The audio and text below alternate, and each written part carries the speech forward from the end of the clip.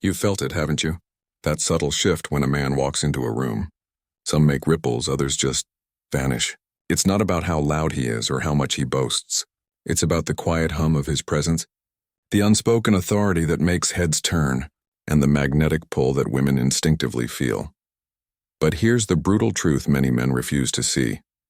That power, that undeniable magnetism, often slips away long before they even notice. Not with age, not with a receding hairline, but because they've unconsciously fallen into invisible traps that sabotage their masculine essence from the inside out. They start performing, seeking external validation, reacting to every fleeting emotion, mistaking a fragile ego for genuine confidence. And women? They have a primal radar for the difference. Attraction isn't just skin deep, it's an energetic exchange, a response to how a man carries himself when the spotlight is off, when he faces rejection, when life throws a curveball. That's when his true strength or startling weakness is laid bare. The ancient Stoics, long before modern psychology even had a name for it, understood this profound dynamic. Marcus Aurelius, Seneca, Epictetus, they weren't chasing superficial charm. They were mastering themselves. And that's precisely why their presence commanded reverence. In this deep dive, we're going to expose 3 devastating mistakes that quietly drain a man's power and repel the very women he seeks to attract.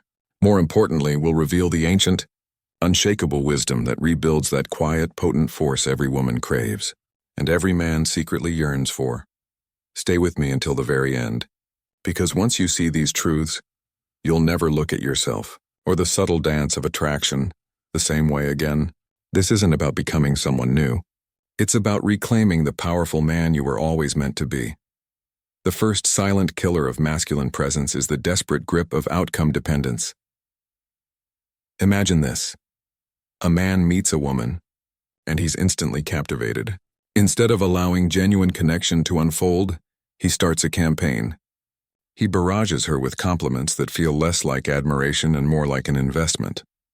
He texts incessantly, each message a subtle demand for her attention. His mood visibly sours if she doesn't respond exactly as he expects, or if her interest isn't as fervent as his. On the surface, he might call it passion, devotion, or genuine interest. But underneath, it's a suffocating attempt at control, disguised as care. And let me tell you, nothing extinguishes the flame of attraction faster than the heavy hand of control.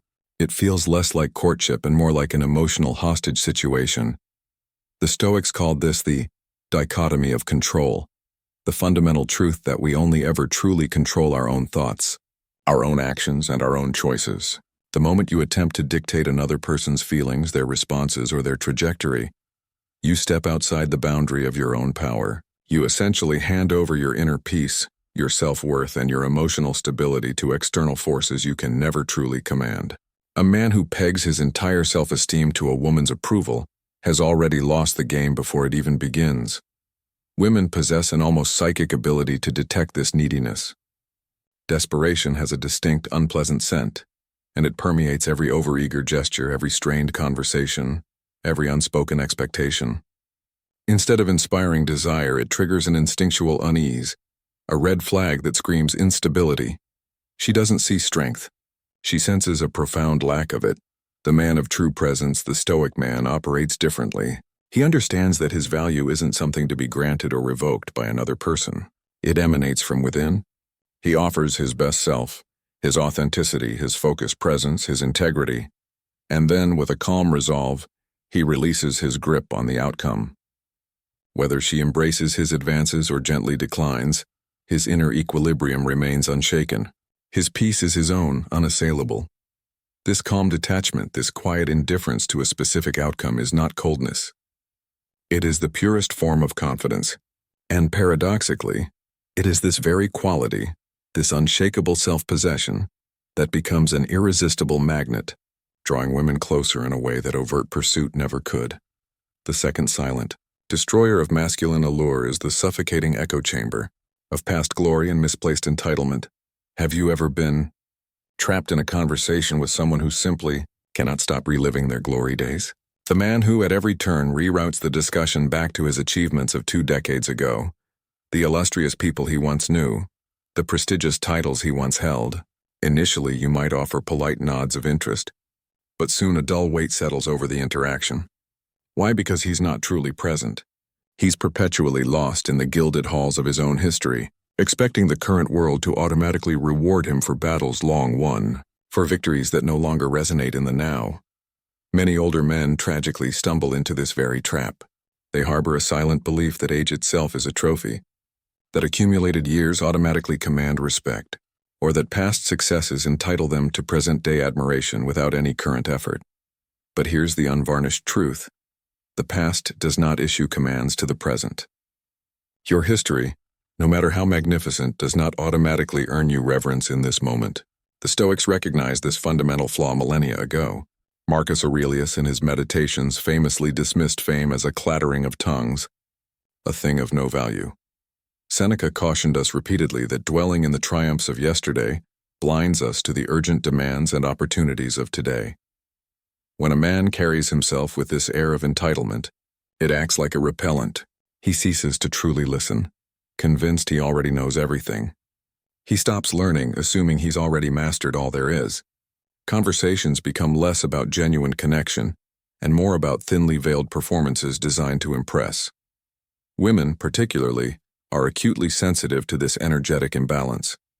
Instead of radiating strength, this entitlement broadcasts a profound insecurity, a desperate overcompensation for a lack of genuine presence in the here and now. It's not attractive. It's exhausting. The truly powerful man, the Stoic man, understands this distinction intimately. He acknowledges and honors his past, but he does not reside there. His respect is not a given. It is freshly earned moment by moment through his humility, his insatiable curiosity, and his unwavering presence in the present. He listens far more than he boasts. He engages deeply rather than performs shallowly. And it is precisely this quiet humility, this grounded strength, this authentic engagement with the unfolding moment that makes him truly magnetic, captivating others regardless of his age or past accolades. His power lies not in what he once was, but in the man he is actively becoming. Right now, the third and perhaps most destructive, silent assassin of masculine presence is the volatile eruption of emotional reactivity and a gaping lack of self-regulation. Picture this scenario. You're having a perfectly pleasant interaction with a man, perhaps over dinner, perhaps in a business meeting. He seems composed, intelligent, even charming. Then something minor deviates from his expectation. Maybe the waiter is slow. Perhaps a colleague gently challenges his opinion, or the woman he's with expresses a differing view. Suddenly, the carefully constructed mask cracks, then shatters. He snaps, becoming instantly defensive, or retreats into a visible sulk of frustration. What was moments ago a comfortable, predictable interaction now feels precarious, unpredictable, even subtly unsafe.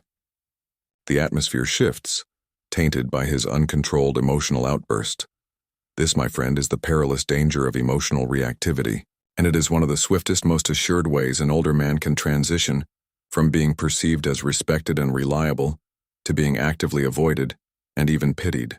It signals a profound immaturity, a lack of inner governance that is deeply unattractive. Stoicism, as a philosophy, teaches us that the authentic measure of a man's character is not how gracefully he navigates smooth waters, but how steadfastly he steers through the tempest. Seneca famously likened anger to a form of temporary madness. Marcus Aurelius, with his characteristic wisdom, penned the immortal words, "You have power over your mind, not outside events. Realize this and you will find strength." When a man remains a prisoner to his fleeting emotions, he becomes an unpredictable entity. He lashes out with words he later regrets, projects his insecurities onto others, or spirals into a vortex of neediness that repels rather than attracts. Age by itself does not confer maturity. True maturity is a hard-won prize of self-mastery. Without it, a man risks appearing unstable, volatile, and profoundly weak, regardless of how many birthdays he's celebrated. The truly powerful man, the Stoic man, strives for apatheia, not an absence of feeling, but a freedom from destructive, overwhelming passions. He feels emotions, yes, but he refuses to let them hijack his reason or dictate his actions. He cultivates the pause, that crucial breath between stimulus and response. He consciously chooses reason over impulsive reaction. He owns his inner peace, rather than outsourcing it to the capricious whims of external circumstances or other people's behavior. This profound, calm steadiness, this unshakable inner core, is precisely what makes others implicitly trust him. It's what makes women feel profoundly safe and drawn to him. And it is the stark, undeniable difference between the man who repels and the man who effortlessly attracts. So, let's distill what we've unearthed today. 3 insidious traps that convert a man's potential strength into undeniable weakness. First, the suffocating illusion of control and the desperate dance of outcome dependence. Second, the heavy, dead weight of past glory and the corrosive acid of entitlement. And third, the volatile poison of emotional reactivity and a crippling lack of self-regulation.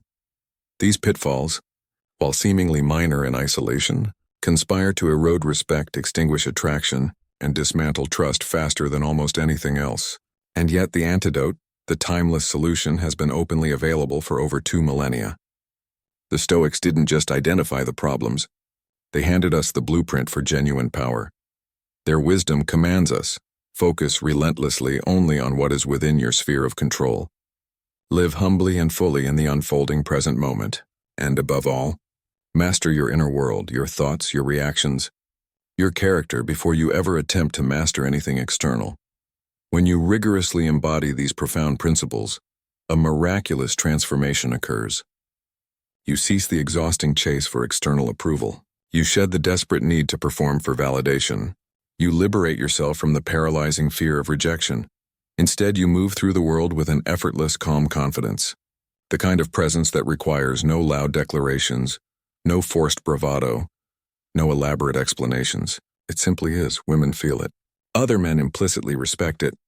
And most importantly, you finally live in profound alignment with the most authentic, powerful, and virtuous version of yourself. This is not about superficial tricks or fleeting pickup artistry. This is about timeless wisdom applied directly to the crucible of modern life, forging an unshakable man of substance. If this message resonated deep within you, if you felt that spark of recognition, then do not hesitate. Hit that like button right now. Subscribe to join our growing community of men committed to true self-mastery, and share your most profound insights in the comments below. Which of these pitfalls have you observed most acutely in yourself, or perhaps in the men around you? Your honest reflection could be the very lesson another man desperately needs to hear to begin his own journey of reclamation. Until our next profound conversation, always remember this fundamental truth. Your true strength resides not in the masks you wear, nor in the performances you stage, but in the unwavering, quiet mastery of the powerful man you truly are beneath it all. Stay virtuous, stay wise, reclaim your presence,